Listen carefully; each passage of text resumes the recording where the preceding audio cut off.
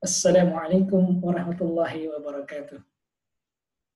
Selamat bertemu kembali pada mata kuliah Perencanaan Bangunan Pengolahan Air Minum.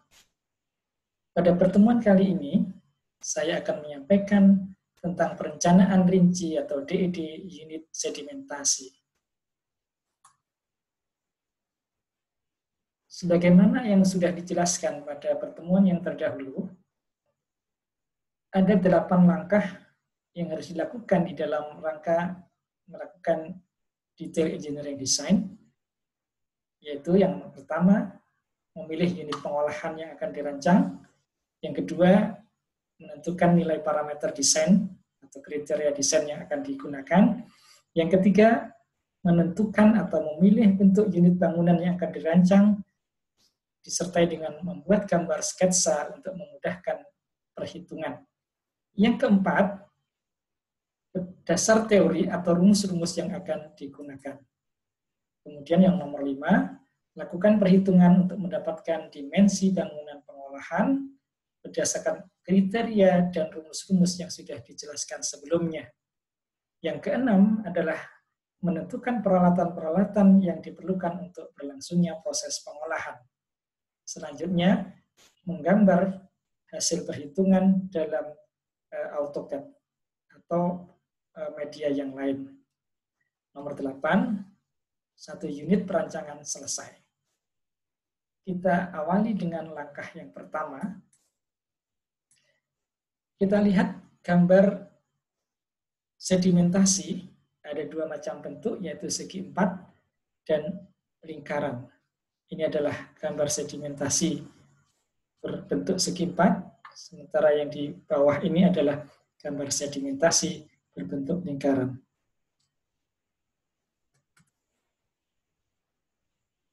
Sekarang kita lihat video sedimentasi segi 4, bagaimana prinsip dari proses sedimentasi itu, kita bisa lihat di gambar ini.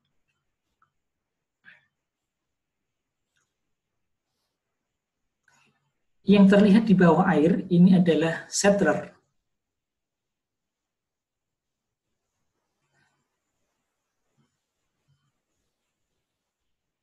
Di settler dan di bawah settler inilah terjadinya proses pengendapan.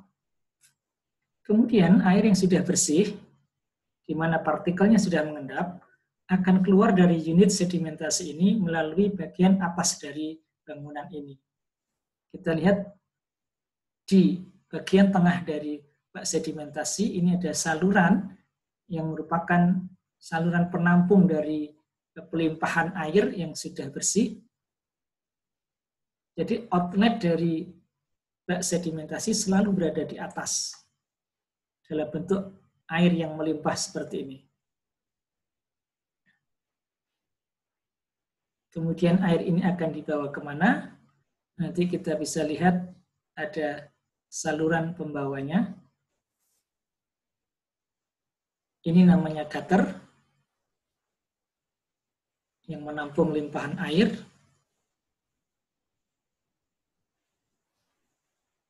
Nah, di kejauhan kita lihat ada pipa yang ini. Nah, dari gutter inilah air akan masuk ke pipa tadi. Nah, kita bisa juga lihat di sini ada pipa.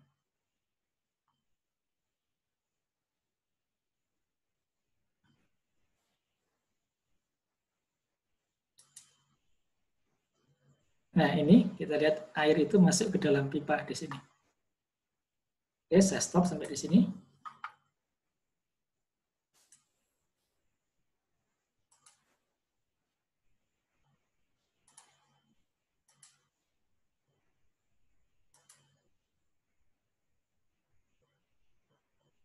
Jadi itu adalah bentuk sedimentasi segi 4 dan lingkaran. Oke, kita mulai untuk tahapan DED. Yang pertama adalah memilih unit pengolahan. Kita sudah memilih yaitu bangunan pengendapan atau bak sedimentasi. Jadi bak sedimentasi ini merupakan bagian dari rangkaian proses koagulasi, flokulasi, sedimentasi, dan filtrasi, di mana pilihan ini adalah apabila kita menemukan air baku dengan kandungan koloid ataupun suspended solid. Secara teori, sedimentasi sudah kita pelajari di mata kuliah sebelumnya, yaitu unit operasi. Secara ringkas, sedimentasi adalah suatu bangunan yang berfungsi untuk mengendapkan partikel flokulen, di mana posisi dari bangunan sedimentasi ini adalah setelah proses koagulasi flokulasi atau unit pengadukan. Ini adalah tabel yang bersumber dari SNI tahun 2008. Tabel ini berisi tentang kriteria desain yang digunakan untuk merancang bangunan sedimentasi. Parameter utama atau kriteria penting dalam merancang bangunan sedimentasi adalah beban permukaan atau overflow rate atau surface loading. Parameter lainnya yang penting adalah waktu retensi atau waktu tinggal air di dalam bak sedimentasi. Parameter-parameter lain bisa kita lihat pada baris-baris berikutnya. Pada kolom 2, 3, 4, 5, dan 6, ini adalah pilihan bak sedimentasi. Jadi kita bisa memilih bak yang bentuk persegi dengan aliran horizontal. Kolom 3 ini adalah khusus untuk digunakan untuk plate atau tube setter. Yang tadi kita lihat di gambar itu adalah yang garis-garis itu ya. Itu namanya settler atau tabung pengendap. Bisa tabung atau plat. Kemudian yang kolom berikutnya ini adalah untuk bak yang berbentuk lingkaran. Kita bisa pilih angka-angka di bawahnya ini. Kemudian ini juga bak berbentuk lingkaran untuk kontak padatan atau solid kontak. Dan yang terakhir ini adalah clarifier, atau bisa juga kita namakan akselerator atau klerator, di mana pada bak ini proses koagulasi flokulasi, terutama flokulasi, itu dijadikan satu bak dengan proses sedimentasi. Nah, angka-angkanya bisa kita pilih pada kolom terakhir ini.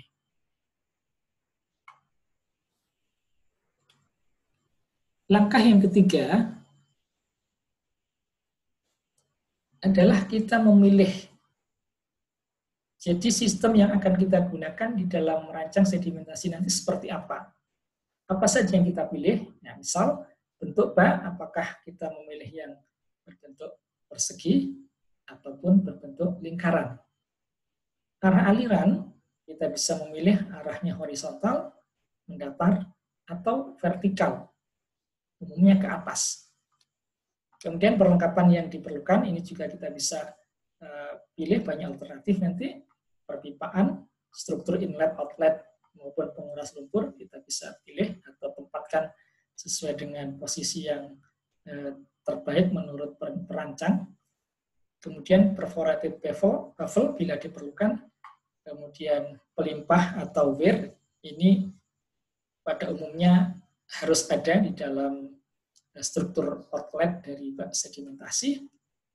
Kemudian scraper, ini adalah perlengkapan untuk pembersihan lumpur atau mengumpulkan lumpur dari bagian dasar bak menuju ke satu titik di mana di tempat itu akan dilakukan pengurasan. Kemudian pintu air dan lain-lain, ini adalah perlengkapan yang mungkin diperlukan atau mungkin juga tidak. Nah, selanjutnya adalah gambar sketsa. Ini sangat penting untuk membantu proses perhitungan, memudahkan di dalam proses perhitungan nanti. Paling tidak kita harus punya gambar denah dalam bentuk sketsa seperti ini. Selanjutnya potongan seperti ini. Nah, pada kedua gambar sketsa ini kita bisa lihat bahwa kita akan merancang yang terdiri atas apa saja. Itu semua akan kita perlihatkan di dalam gambar sketsa ini. Sebagai contoh pada gambar ini kita bisa lihat bahwa bak bentuknya lingkaran. Kemudian di sini ada inlet, ya, berupa pipa inlet. Kemudian ada outlet, ada pipa penguras lumpur. Kemudian tampak juga di sini ada gambar scraper. Kemudian bagian tengahnya ada lingkaran lagi yang kita namakan well. Kemudian di saluran di sekeliling lingkaran ini adalah gutter. Yang sebelum gutter nanti ada pelimpah. Nah, kalau kita lihat di potongan, ini pelimpah, ini gutternya. Kemudian ini ada settler. Terus ini ruang lumpur, dilengkapi dengan scraper. Kemudian pipa penguras atau pembuangan lumpur. Jadi dengan gambar sketsa ini kita akan bisa terbantu apa saja atau bagian apa saja dari bak ini yang akan kita rancang atau kita hitung dalam perancangan ini. Nanti akan didapatkan ukuran-ukuran. Di sini misal H, kedalaman samping, side depth. Kemudian di sini ada diameter bak, dan diameter lingkaran tengah ini, dan seterusnya. Nanti kita akan detailkan di dalam perhitungan. Kemudian rumus-rumus yang digunakan, ini adalah kajian teoritisnya. Yang utama adalah OFR, overflow rate, yang nanti dipakai untuk menentukan luas permukaan bak dengan rumus seperti ini. A sama dengan debit dibagi overflow rate. A ini nanti kita bisa gunakan untuk menghitung volume, yaitu dengan dikalikan H. Di mana H itu kita bisa lihat di tabel pada kriteria perencanaan tadi. Kemudian waktu pengendapan, ini kita hitung dari volume dan debit yang sudah diketahui. Volume dibagi debit. Nah, nanti di sini akan didapatkan waktu pengendapan, waktu detensi, TD. Kita cocokkan apakah masuk di dalam kriteria menurut tabel pada SNI tadi, ya, pada lembar sebelumnya tadi. Kemudian yang perlu dihitung juga adalah kecepatan aliran. Untuk yang berbentuk persegi, kita bisa rumuskan seperti ini. VH, kecepatan aliran horizontal, adalah debit dibagi dengan across. Across adalah luas penampang. Ya. Luas penampang. Across itu adalah kedalaman dikalikan dengan lebar bak. Ya, tentu sudah didapatkan dari perhitungan sebelumnya. Jadi kalau kita tadi ketemu A, ini nanti harus di breakdown menjadi lebar dan panjang. Kalau persegi, kalau lingkaran, A ini nanti akan menjadi diameter bak. Jadi kita ketemukan di sini Q per A cross. Atau dengan cara yang lain dan hasilnya pasti sama, yaitu L dibagi dengan TD. L adalah panjang yang diperoleh dari A ini tadi. Oke, ini adalah rumus untuk rectangular. Kemudian rumus untuk perhitungan plate atau tube settler di dalam bak sedimentasi yang fungsinya adalah untuk mengendapkan vlog. Peran settler ini sangat penting, ya. Karena vlog ini adalah partikel yang melayang-layang, mudah terbawa air. Jadi sebagian sudah mengendap, sebagian mungkin masih belum mengendap. Nah, yang belum mengendap inilah yang nanti akan ditangkap oleh tube settler sebelum memasuki zona outlet. Artinya settler ini biasanya posisinya berada di bawah gutter atau di bawah weir, ya, pelimpah. Nah, nanti silakan dicari rumus ini.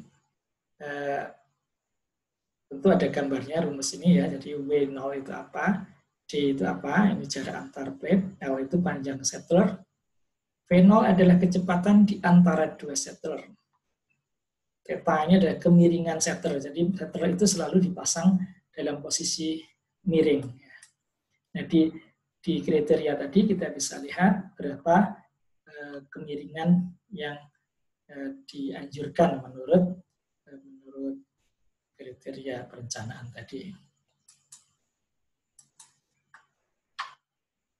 Masih ada rumus yang lain yang juga penting diperhatikan, adalah bilangan Reynolds atau Reynolds number. Dengan rumus seperti ini, VH ini adalah yang tadi kecepatan horizontal, sementara R ini adalah jari-jari hidrolis. Anda bisa lihat kembali mata kuliah hidrolika, apa itu jari-jari hidrolis. Nah, menurut kriteria, bilangan Reynolds itu nilainya adalah kurang dari 2000. Ya, artinya itu akan mengendapkan dengan baik bila bilangan Reynolds-nya kurang dari 2000, artinya mengalir secara laminer. Ada bilangan yang kedua yang kita namakan Froude number, bilangan Froude. Rumusnya seperti ini, PH per akar GH. Ini adalah kedalaman, Pak, ya. Atau GR ya, lebih tepatnya GR. Mau dirawat nanti, G kali R. Nilainya adalah di atas 10 pangkat min 5. Ya. Kemudian volume lumpur, ini dihitung berdasarkan kandungan suspended solidnya. Jadi dengan kandungan suspended solid tertentu dalam miligram per liter, kita bisa perkirakan setiap 1 meter kubik air itu akan menghasilkan lumpur sejumlah berapa liter. Nah, kita harus merancang pengurasan, kita perkirakan berapa hari sekali, maka dalam waktu sekian hari itu akan bisa didapatkan volume lumpur sebesar sekian meter kubik. Nah, dari volume lumpur inilah maka kita bisa menghitung berapa kebutuhan ruang lumpur atau volume ruang lumpur yang harus kita siapkan. Letak dari ruang lumpur ini biasanya adalah di bawah zona pengendapan. Kemudian tinggi air di atas weir pelimpah, kita bisa hitung dengan rumus sedemikian ini ya. Q sama dengan CB H pangkat 3/2. H inilah tinggi air di atas weir. Atau kalau diubah rumusnya menjadi seperti ini. Ya. C ini silakan nanti dicari di buku-buku hidrolika. Nah, angkanya berapa? Ada yang sekitar 0,6, 0,7. Ya. B adalah panjang weir. Panjang weir atau bagian yang dilewati, diloncati oleh air. Kemudian dimensi gutter. Gutter ini adalah, kalau bahasa Indonesianya itu talang. Jadi air tadi melimpah di weir, masuk di gutter. Kalau dalam video tadi itu adalah saluran yang berada di atas air tadi. Yang terendam sebetulnya tadi, terendam. Tapi posisinya hampir di permukaan, sedikit di bawah permukaan. Yang berikutnya, yang perlu dirancang juga adalah pipa ataupun saluran-saluran sebagai pendukung dari bangunan sedimentasi. Apakah itu pipa inlet ataupun pipa outlet. Ini saya kira Anda sudah paham, ini adalah rumus kontinuitas. Ya, berdasarkan debitnya kita bisa memperkirakan berapa A itu luas penampang, nanti di sini akan menjadi dimensi pipa atau dimensi saluran.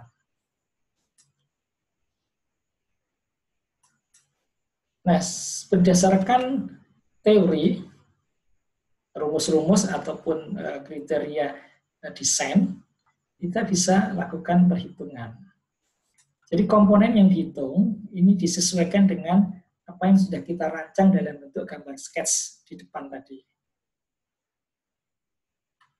Kemudian parameter penting dalam bangunan sedimentasi, diulang kembali, yaitu overflow rate dan waktu detensi atau waktu pengendapan. Nah, kita bisa cari nilai OFR maupun TD ini dari kriteria yang dipilih berdasarkan tabel tadi, tentu berdasarkan pilihan kolom yang mana tadi, atau bisa juga berdasarkan hasil uji laboratorium. Jika kita menggunakan hasil uji laboratorium, maka kita harus lakukan langkah scale up. Artinya, angka yang diperoleh dari lab itu adalah angka lab. Sementara kita akan menggunakan angka itu menjadi angka untuk desain. Jadi scale up adalah proses mengubah angka hasil lab atau skala lab menjadi skala besar atau skala desain. Skala unit bangunan yang sebenarnya gitu ya. Ada dua langkah yang bisa kita pilih. Yang pertama dengan faktor scale up. Jadi tinggal mengalihkan saja dengan sebuah angka. Nanti bisa dilihat di buku operasi dan proses pengolahan air atau di buku unit operation dan processes and processes di bukunya Renault ya. Atau bisa juga kita gunakan langkah yang kedua yaitu dengan menggunakan kurva performance. Ya, mungkin Anda sudah pernah lihat kurva performance yang mungkin sudah Anda pergunakan waktu merancang bak prasedimentasi. Dari hasil perhitungan kita dapatkan volume, dari volume kita bisa peroleh diameter kalau lingkaran, atau kalau persegi, panjang dan lebarnya, serta kedalaman bak yang sudah ditentukan berdasarkan kriteria tadi. Nah ini adalah bangunan utamanya, yaitu baknya, yang nanti kita lanjutkan di langkah yang berikutnya adalah di unit-unit pendukungnya. Nah, ini peralatan pelengkapnya. Nah, ingat ini harus diperhatikan bahwa hasil hitungan kita harus logis. Logis itu artinya yang mungkin bangunan itu bisa dibangun itu. Jangan sampai membuat bak ternyata kecil sekali sampai orang nggak bisa masuk, nggak bisa membangun. Itu nggak logis. Ini peralatan-peralatan yang mungkin diperlukan. Perforated baffle, yaitu sebuah baffle yang biasanya terletak di bagian depan setelah inlet, ya, yang fungsinya untuk menahan air supaya tidak langsung dari inlet langsung lari di permukaan menuju outlet, ya. Atau bisa juga untuk membantu supaya gejolak air atau turbulensi air itu berkurang dengan adanya perforated baffle ini. Jadi bergolaknya air itu mungkin masih kita tolerir hanya di bagian depan, ingat saja supaya tidak berpengaruh ke zona settling, maka kita beri baffle. Artinya untuk mengurangi supaya tidak mengganggu proses pengendapan di zona settling. Kemudian perlengkapan yang lain, yang nomor 2 ini saya kira mutlak, ada weir dan gutter. Namun kalau kita lihat di unit pengolahan yang ada di Surabaya, misal weirnya ini bisa kita ubah dalam bentuk pipa, ya. Jadi bukan gutter, tapi berupa pipa yang bagian atasnya bisa dimasuki air, artinya lubang-lubang yang bisa dimasuki air. Kemudian ini juga hampir pasti kalau di sedimentasi itu plate ataupun tube settler. Kalau plate itu bentuknya plat, ya, datar atau bergelombang. Kalau tube itu membentuk tabung. Kemudian perpipaan, outlet, inlet dan sebagainya sebagai pendukung. Nah, dalam penentuan ini tentu harus dilengkapi dengan perhitungan-perhitungan. Ada rumus-rumus yang harus diikuti. Kemudian lengkapi juga dengan brosur atau spesifikasi teknis. Sebagai contoh, ini adalah spesifikasi teknis untuk peralatan-peralatan yang diperlukan. Misalnya kalau dalam kaitan dengan sedimentasi, ini adalah tube settler, kemudian adalah rantai untuk scraper, dan lain-lain. Bisa dilihat di contoh di sini. Ini contoh saja. Ini juga ada settler yang sebelah kanan. Kemudian gambar ini saya ingin menunjukkan bahwa di situ ada perlengkapan yang juga perlu dirancang, baik yang segi 4 maupun yang lingkaran. yaitu ini adalah scraper. Jadi fungsi scraper ini adalah untuk mendorong lumpur itu menuju ke tempat yang kita inginkan. Kalau yang skin pad biasanya kita tarik lumpur itu berada di bagian sini ya, bagian depan. Atau di dekat setelah inlet. Ya. Di awal dari zona settling. Kalau yang lingkaran biasanya lumpur itu, ruang lumpur itu berada di bagian tengah di sini, sehingga kita rancang dalam bentuk kerucut ya, kerucut terbalik. Jadi kerucut di sini, sehingga scraper ini fungsinya adalah untuk mendorong lumpur-lumpur yang mengendap di bagian jauh di sini dari pusatnya ini didorong untuk menuju ke sini pusat, sehingga pengurasan atau penyedotan dengan pompa atau pipa itu cukup di satu titik di sini saja. Oke, perlengkapan yang lain yang bisa kita lihat di sini adalah settler. Ini juga settler. Dua gambar ini adalah settler yang belum terpasang di dalam bak ya, masih lepas. Nah, nanti dipasangnya seperti apa? Dalam gambar sketsa itu seperti ini, di gambar dipasang miring seperti ini. Nah, nanti air itu akan melewati dari bawah menuju ke celah-celah di antara settler ini. Nah, harapannya lumpur yang ikut ya sampai di sini belum mengendap, ikut terangkat ke atas, nah itu nanti akan mengendap di celah-celah di antara settler ini. Nah, ini dalam posisi yang sudah terpasang. Nah, ini kita lihat seperti tabung ya. Berarti ini adalah tube settler. Tube settler. Kalau yang plate itu membentuk plat seperti ini ya, artinya tidak membentuk bentuk yang melingkar atau yang tertutup seperti ini. Kemudian ini adalah gambar weir.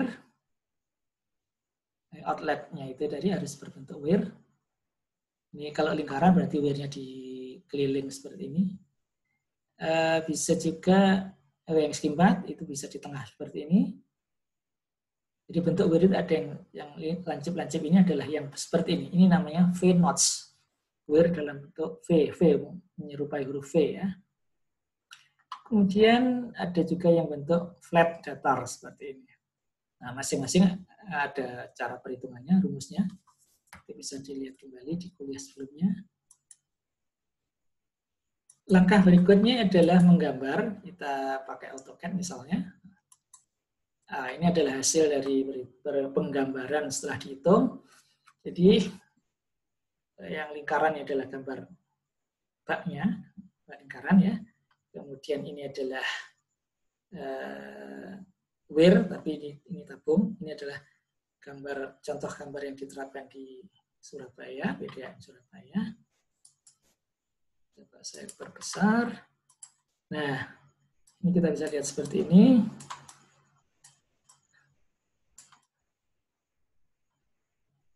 Jadi dari pipa ini nanti menuju keluar sini. Jadi ini airnya nanti ke sini semua. Terus komponen gambar yang harus ingat selalu apa?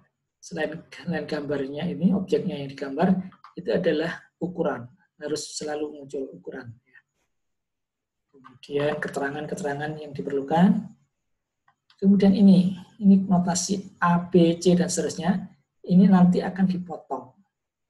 Ya, jadi ini adalah kode kalau nanti ada gambar lain yang menjelaskan potongan di sini B. Jadi ini gambar tanpa atas, selanjutnya gambar potongannya ini yang B tadi, ataupun A juga tadi AA. Nah, itu kalau dilihat dari samping gambar bak sedimentasinya itu seperti ini. Ini klerator ya. Jadi ada sedimentasi di sini. Tapi sebelum sedimentasi di sini ada proses flokulasi. Ingat komponen dari gambar seperti tadi, selain objek utamanya ada keterangan gambar, ini keterangan gambar, ada ukuran, judul gambar, dan skala. Saya zoom. Nah, ini judul dan ini skala. Ukuran, keterangan. Selalu ada itu ya. Kemudian yang gambar detail, Apa yang dimaksud gambar detail? Gambar detail itu kalau di gambar besar tadi masih belum terlihat, maka gambar itu diperbesar, didetailkan lagi seperti ini. Contohnya tadi di gambar besar sebelumnya tadi wear itu belum terlihat, maka di sini wear-nya itu diperbesar. Juga rangkaian scraper, rangkaian penguras lumpur. Nah, seperti ini adalah pendetilan dari rangkaian pipa penguras lumpur.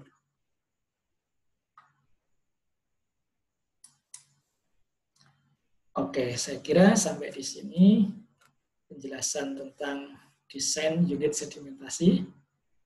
Bila ada hal-hal yang perlu kita diskusikan, silakan komen di kolom komen bawah atau pada saat kita audiensi nanti. Terima kasih. Wassalamualaikum warahmatullahi wabarakatuh.